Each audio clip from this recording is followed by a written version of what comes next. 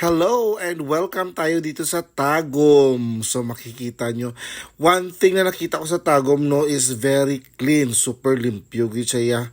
Limpyo-limpyo gid ang Tagum. So gabi kami nag-abot, sa nakita ko ang Tagum na amazed ako, na in love ako sa Tagum.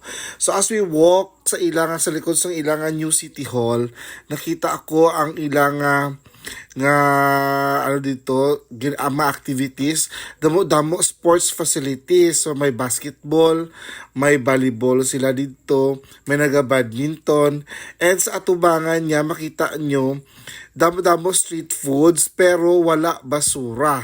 Kabalo sila mag sang basura. So ari guys, mga kuha ni siya volleyball ni siya diri nga part. Tapos diri nga part naman may naga-badminton, and then sa park gid mismo nila diri ko na amaze. As in na in love ako diri sa ilang senior citizen park. Ayan, so kung makita mo, damo-damo naga-exercise, kagalimpyo-limpyo sa area, no?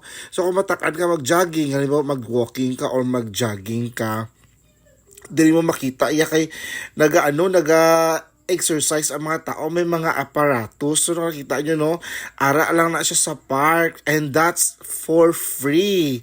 Tani amo man himuon sa aton diri no, free ni siya ang mga aparatos nga ini nga makita nyo. So makita nyo sa dalan no, makita nyo ang mga tao naga-exercise. So parang dual purpose ang may nami ang purpose ng gym sa ang gym sang park mismo. So Hello dira guys, siya. only in Tagum.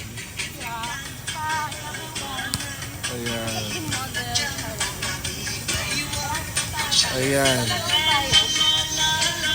Hindi ma-exercise.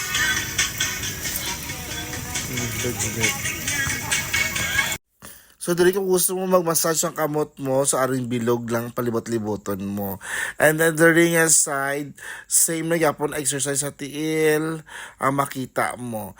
And then diri siya nga part amo ni ang paglakat namon sa sa amon nga tulugan sa may Heroben Hotel. So ina-recommend ko gini sa Tagum no, limpyo manami pagid ang ilang nga accommodation. So ramiga ko picture abi niya kung picture video gali. Pagkato sa reception ni siya. So amo ni siya ang Heroben Hotel. So, after naman dito sa hotel, nagdiretso kami diri sa may Corazon. So, diri sa Corazon, no, ma-amaze ka diri. Kung makita mo lang ang lugar, amo na siya kalapad, ka-spacious.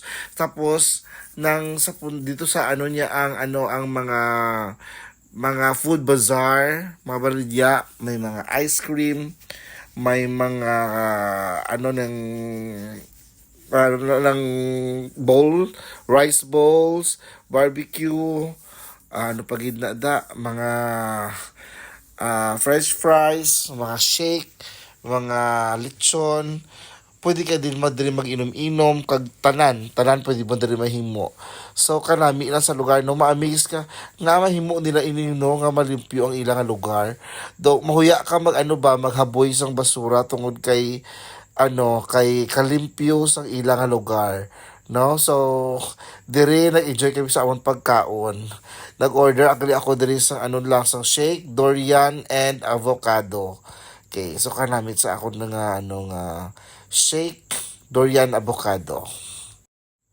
Kag ari na kami sa ilang nga City Hall. Kung makita mo City Hall na kalapad, may ara nga nga TV nga dako, 3D TV. Kag diri sila naga flag ceremony no sa ilang City Hall.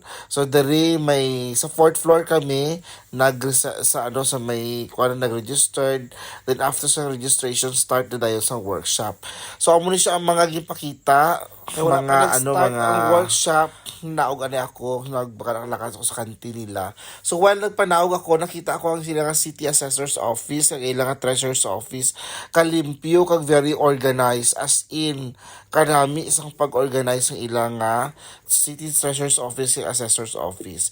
Then nagbalik ako after that sa babaw sa fourth floor kay mag-start na ang traditional music workshop. So makita nyo ang mga instruments gina-prepare na. And then, naghambal ng ilang tourism officer sa Tagum. Nag-start na ang workshop.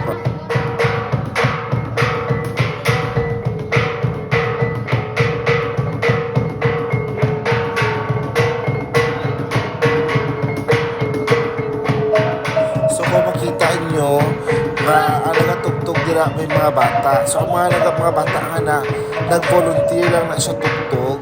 Originally, ang mga bata came from different schools in the region 11 and region 12. No, nag-volunteer lang para magtugtog.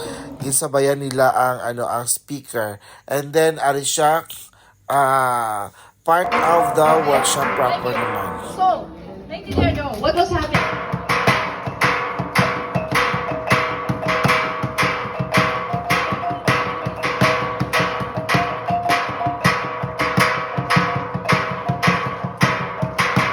Na-amaze ako sa workshop na niyo kay it is very participative.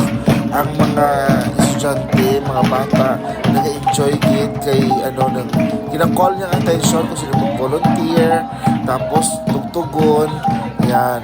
Tapos, makita ko yung nag-enjoy ang mga bata while they are playing the traditional music. So, hindi lang sa hindi lang sa pila ka instruments, but do halos parang niya tudlo niya. So diri nag-reading na kami sa sa binalig nga key. So ang mga bata ginatudloan paano magtugtog sang binalig. Okay, so kita mo diri. There you go, good. Hey. Sige, good. Hey, Nesta. And, let's start again. Listen, 1, listen, 2, 3, and. So overall, nag-enjoy ako sa workshop, no?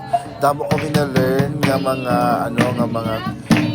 part sa pagtugtog sa mga traditional music as well as sa mga bata. So very enjoyable. So here Tagum. So kanami isang Tagum, Kalimpyo Tagum. Ay, nakita sa Ayan, Tagum. so we're going home na. Love Tagum! We love Tagum. Okay, bye-bye na. Bye! Bye!